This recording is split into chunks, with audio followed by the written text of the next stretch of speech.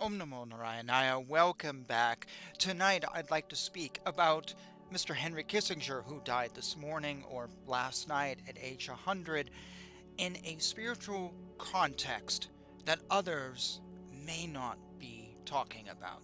So please stick with me for this little episode. Before I go too deep, let me just say, if you like what I say, check out my other videos, live videos. I also read scripture. I'm an author. You can check out my books down below. Most of them are music related. I'll let you know about that ahead of time. So if you're looking for political stuff, that's a book I've always wanted to write and just never happened. But I am a historian and have studied history, so I have a few history books, but they're regional things. But check that out. Also, check out this show. If you're not a YouTube person, you can see it on Rumble and BitChute and Spotify and Amazon and a bunch of other websites that I'm blanking on in the moment. So, let's talk about Henry Kissinger. I got the news this morning. My girlfriend says to me, someone you like died. Oh, well, don't tell me. And I break out my phone. Oh my God. I didn't realize he was that old. I didn't realize he was just a few months different from Jimmy Carter, who I thought had died because Rosalind just passed away. Anyways, I'm looking at the news. I pulled up the Rolling Stone obituary, the only obituary I've read, and there was a factual error in it, a blaringly large one. But Rolling Stone has an agenda, and it's hate, not necessarily doing research, even though if they did their research and corrected this error, they'd actually have something for their arsenal of hate. And when I say hate, the headline was Kissinger, war criminal. They could have had some great ammo in there, but they're so obsessed with their feelings, they just stopped. Now, how do I know there was a factual error? Because I'm a huge presidential history buff.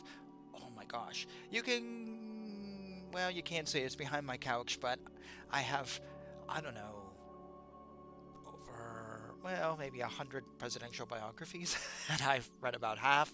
I've wanted to write a few, as I kind of hinted at, and I just love presidential history. I love reading about the presidents, and my favorite president to read about, or one of them, is Richard Nixon. I find him beyond fascinating. I've read many books about him. I actually have collectible items about him. I'm going to use this pen as a pointer. Let's see if we can do this. You can just barely see two pieces of paper here. Those are first day issues from when Nixon was elected. First day issues, postage stamps. And they're actually being held up with salt and pepper holders, one with Nixon's face, one with Pat Nixon's face, which were given out for his first campaign. And I bought those as a housewarming gift. Yes, I bought a housewarming gift of Richard Nixon memorabilia. That's how big of a fan I am. I've read many books by him. I've read his last few books. I've read books about Nixon by insiders and outsiders. And because of that, I've read about Mr. Kissinger. I've also read two books about Kissinger. One is called The Super Kraut. It was actually written in the 70s while he was with Mr. Ford. And it's just total anti-Kissinger propaganda. The other book was a gift to me because people know I like Nixon and anything about him. And that is the Niall Ferguson 500-600 page biography of Kissinger from his birth all the way to when Nixon wins the presidency. It is highly recommended. I can't tell you how much I recommend it. I learned so much about Germany after the war and the misinformation of our media during the Vietnam War, plus the Nixon campaign. Don't know if you knew this, but Kissinger and Nixon didn't like each other. But Kissinger was considered the smartest man in international affairs, and he wanted to win, so they joined up. And he left, Rockefeller, who's been forgotten about. Ironically, I mentioned in a previous episode I was reading a book about Ramana Maharshi, and as soon as I'm done with that, which is like 25, 30 pages, I was going to start this book of all things, When the Center Held, about Gerald Ford by Donald Rumsfeld. And I've read numerous things about him, though I don't have his memoir about Kissinger, and didn't even know he was about to die or that he was ill or anything. So I am just a huge fan. So what I'm about to say about him comes from my reading. As I said, I read one obit, and that just randomly came up on my phone, and I watched one video about him.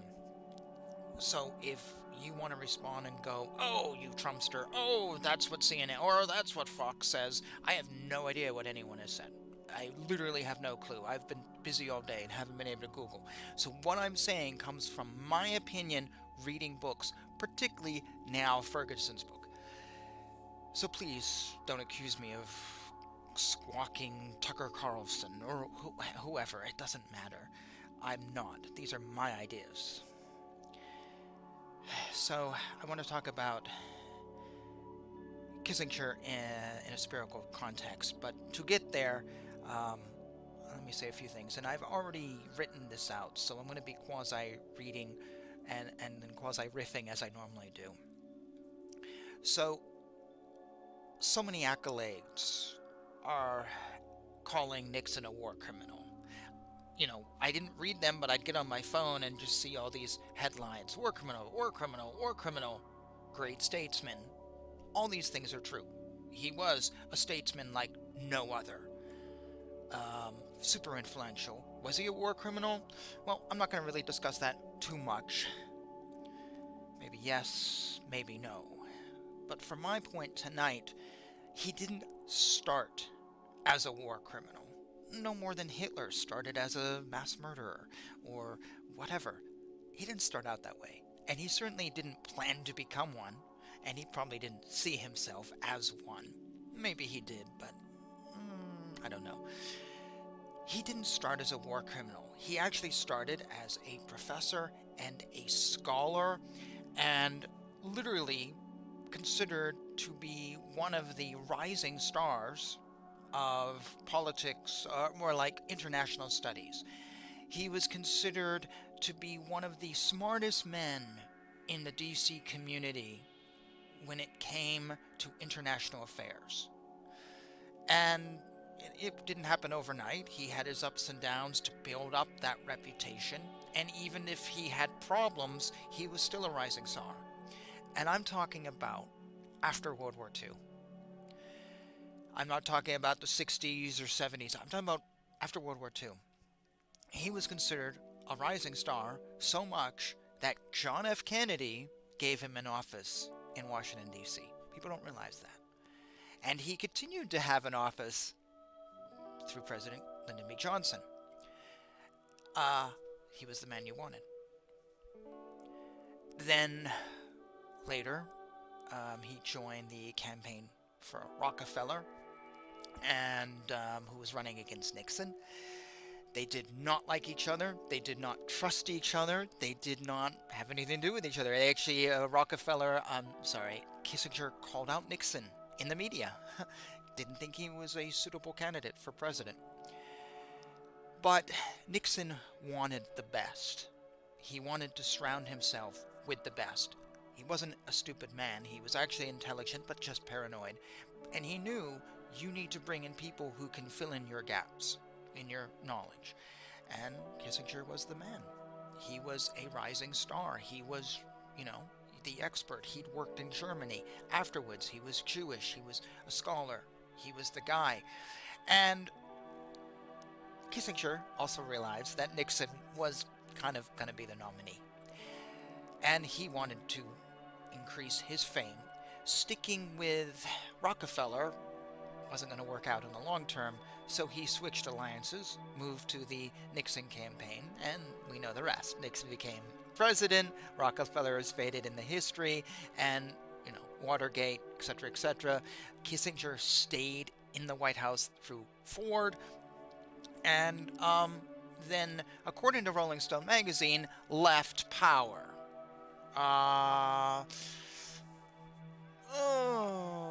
No. Based on my extensive reading, nobody thinks that. Only people who don't study history. You see, since Ford, Kissinger has remained in D.C.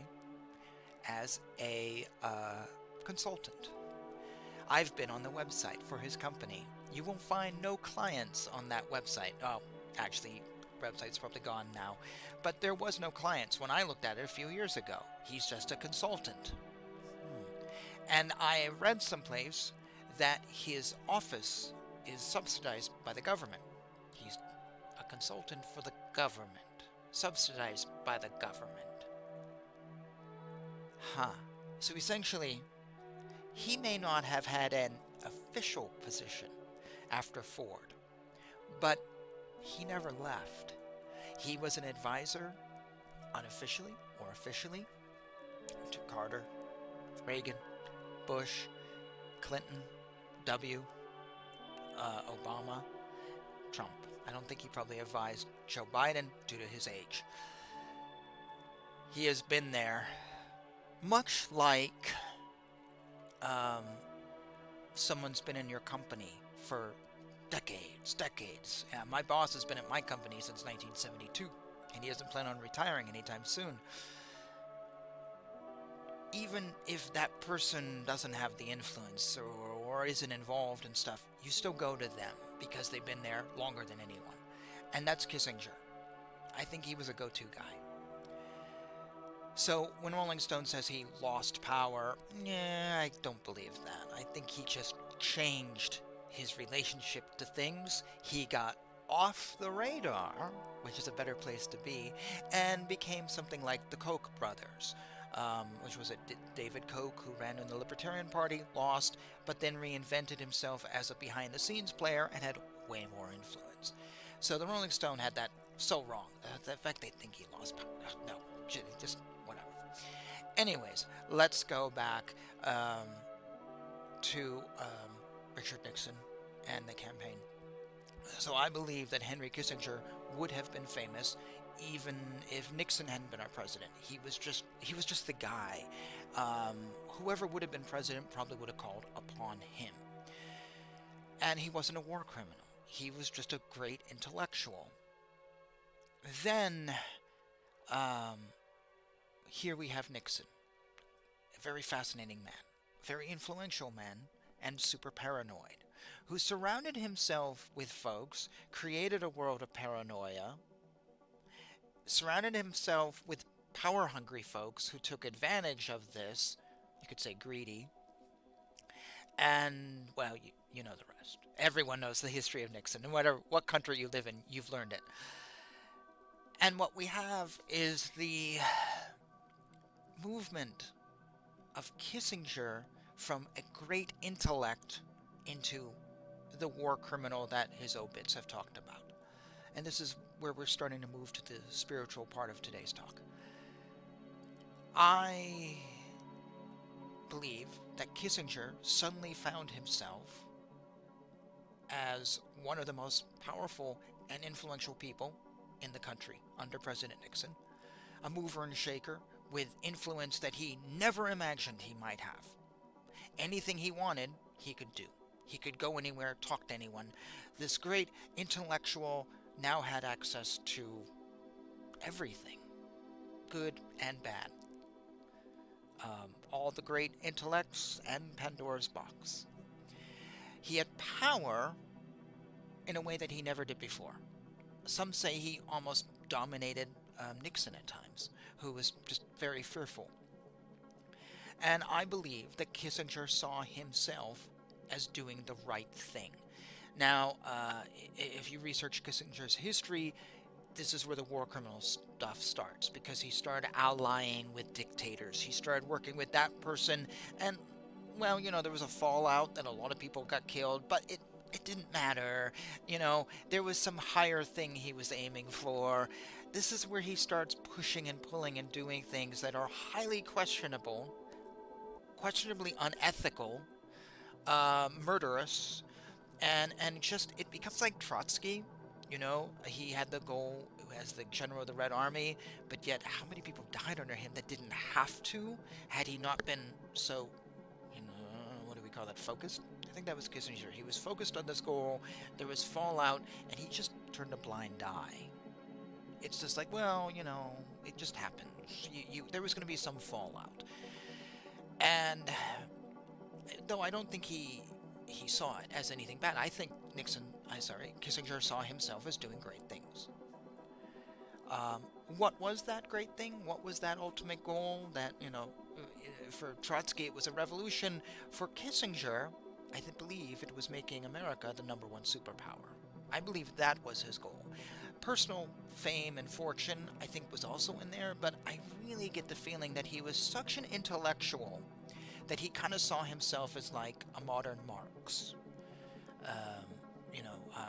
Trotsky is also another good example because I think he was a philosopher, intellectual. These are all philosopher intellectuals. These men, they have these ideas and these visions, and it's almost a religious thing.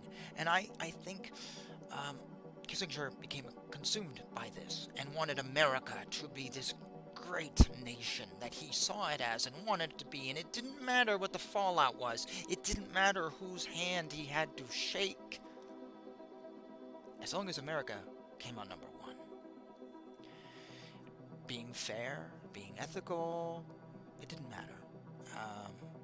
And this is where I'm going to stop the biography because there's no reason to keep going. Because what we have now is the story of everything I've just said of a great intellect. I haven't even had dinner yet. I just rushed home to do this show. Going from a position of just another professor into a position of a mover and a shaker. Super mover and shaker. I don't know if there was really anyone before him who had the influence that he had, at least in this century. Previous centuries, maybe folks like James Blaine or whatever, but in this century, he created his own special niche. And what I believe happened was he became corrupted by power. Absolutely corrupted. And why was he corrupted? Because he was all in his head. He was this great head, great intellect, and you can't really deny that he wasn't. He was a smart man, but he was so obsessed with ideas that he had no heart. Same thing with Trotsky. No, there's no soul, there's no heart. It's all about ideas. And what happens is, when you're all in your head, you're not grounded. This is my spiritual lesson for today's show. I think we can hold Kissinger up as an example of head over heart. Being an intellect, but not having soul. Sort of jhana yoga over bhakti yoga. I know this might sound crazy that I'm bringing this spiritual view to Kissinger. I feel like I have to talk about him today, no matter what, because he's just such a huge influence on history. But I really think we have a shining example of how not to become, how to be careful so power doesn't corrupt you, how to stay grounded so you don't become a war criminal. I really believe he is a shining example of how not to be. It's like this. We talk about Jesus, just because, Christian America, so I'm going to use Jesus as an example. I've met people who are like, oh yeah, I believe in Jesus, and I've read Chesterton and C.S. Lewis, and I've studied these books, and yes, Jesus existed, and he was a great man.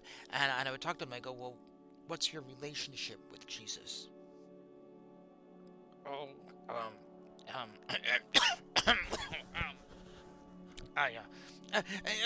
let's not talk about that, because they didn't have one. There's people I know who can run races around me intellectually, but they have no faith.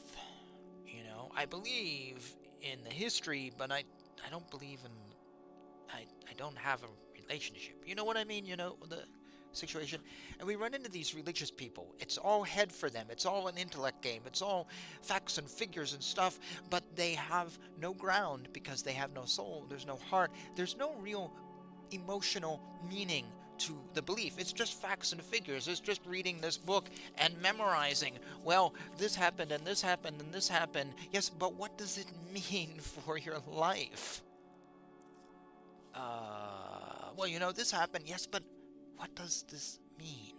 I talked about this in a recent live show. You know, we can study the text and we can learn this stuff. It was the last Spiritual Seekers class I did, number 7, and I asked the question, yes, but all this facts and stuff, what does it mean when we're walking in the street? And we say to someone, I asked the question in the show, you know, we say we're enlightened, but what does that mean? You walk up to a friend and we say, oh, I haven't seen you in 20 years, by the way, I'm enlightened, and your friend's going to go, and they're going to say, and? What does that mean? That's the problem many of us have over many things. We get all up here. We think this is it. But there's no soul. There's no heart. It's just stuff, and we think this is awesome because we can tell you about everything. But what does it matter? It's just facts. I can get those off of Wikipedia.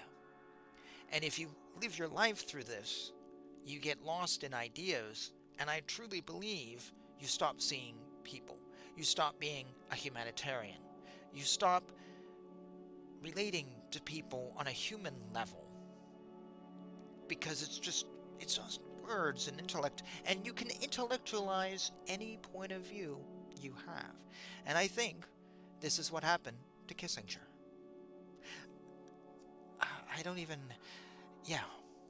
I think that's exactly what happened to Kissinger. And thus, he has provided us with a role model of how not to be.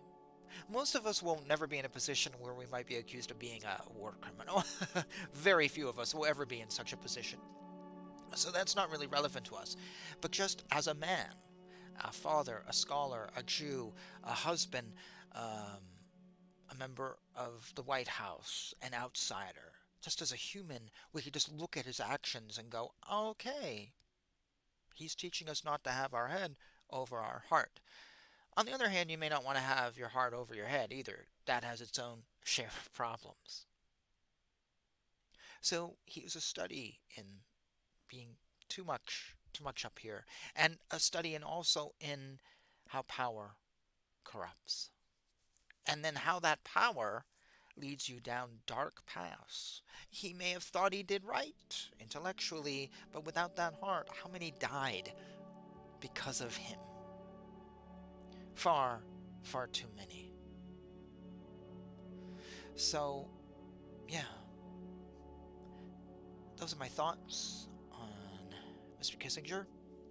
I'm not going to argue too much on the war criminal thing. You can read your history. I do believe every statement about him has been right and every statement has been wrong. He was a great scholar, but he got corrupted. And to dismiss him lightly, I think, does us an injustice. Instead, we should learn from him. Okay, that's my thoughts for tonight. I haven't even had dinner yet. Hungry and tired, and it's the start of my weekend. So, thank you. Hopefully I was clear in this somewhat spontaneous talk. And thank you for joining me. As I said, if you wish to support this channel, website down below, because this channel is not monetized as I send this video out, November 30th, 2023. And yeah. Also, it was funny this morning, my girlfriend, she's like, someone you like died. I'm getting on my phone, okay. And then all of a sudden, a little bit later, not that long, she goes, oh no, somebody else died. I'm like, oh, was it Carter? Because he's not looking good. And, 99 years old. And I'm like, oh no, who is it? And it was Shane McGowan of the Pogues. And I'm a big music guy here. So she's like, "Oh, someone you like died and someone I like died."